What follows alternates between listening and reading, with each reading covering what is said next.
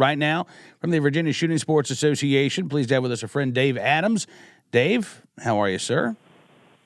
I'm great, Cam. Thanks for having me back. Yeah, it's good to be with you. I mentioned earlier in the show that Governor McAuliffe had vetoed a couple of, I think, really common sense gun bills. I think maybe he's angry, Dave. He kind of expected that he'd be in the Clinton administration at this point, not continuing to serve as Virginia's governor. Maybe he's lashing out a little bit at gun owners. But whatever the real reasoning for vetoing these bills, I mean, he vetoed a bill that said if you take out an order of protection against somebody and you're not a concealed carry holder, well, you can carry without a license for 45 days while you get your license processed.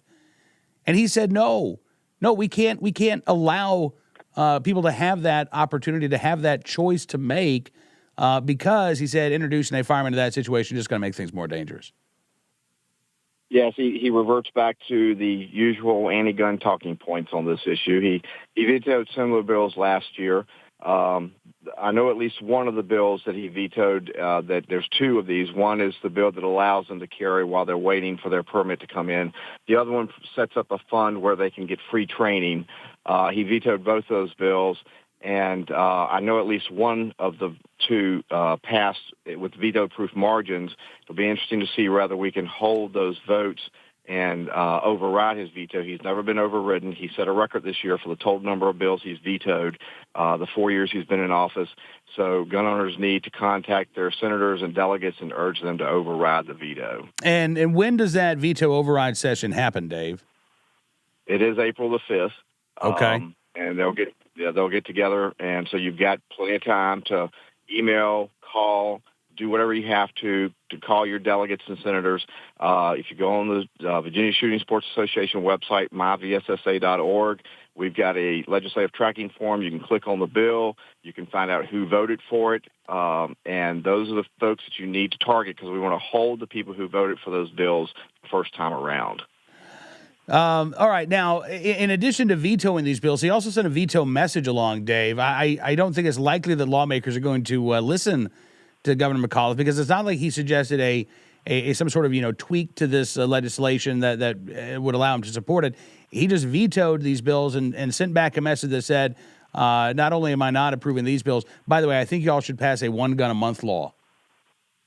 Yeah, and that was all political stunt there. He knows, because he tried this once before, either last year or in 2015, where he says down an amendment in the nature of a substitute, which means he totally wipes out the language of the initial bill and then substitutes new legislation into that bill number, and it was ruled as being not germane to the original bill. And so it was not even considered. And he's done the same thing this time. That what he's done, adding one gun a month to a bill that would have provided privacy for concealed handgun permit holders driving through New Jersey or some other anti-gun state, is totally not germane, and it's going to be found the same way this year. It was all stunt, like Delegate Todd Gilbert said in the Richmond Times-Dispatch this morning. Speaking again with Dave Adams of the Virginia Shooting Sports Association, I'm glad to see that the governor is getting called out by lawmakers for this political stunt, because, as you say, that's exactly what it is. And I think it's more positioning, frankly, for where Democrats in Virginia are expected to be. This is an election year in Virginia. We've got our governor's race, we've got lieutenant governor, we've got our state senate and our state assembly all up for election this year.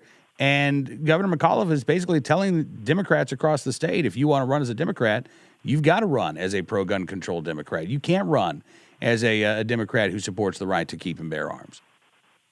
I think that's exactly what he's doing, and I think it gives the message to gun owners that if you want good pro-Second Amendment legislation to not only be passed by the legislature, but also be signed into law, you have to go out and work for a candidate that's going to protect your rights at both the governor, lieutenant governor, and the attorney general race this year. And so this is a call to action for gun owners to get out, get involved, just like they did in last year's election, because that's why Hillary Clinton is not president right now. Absolutely right, Dave. All right, so April the 5th, that's the veto override session.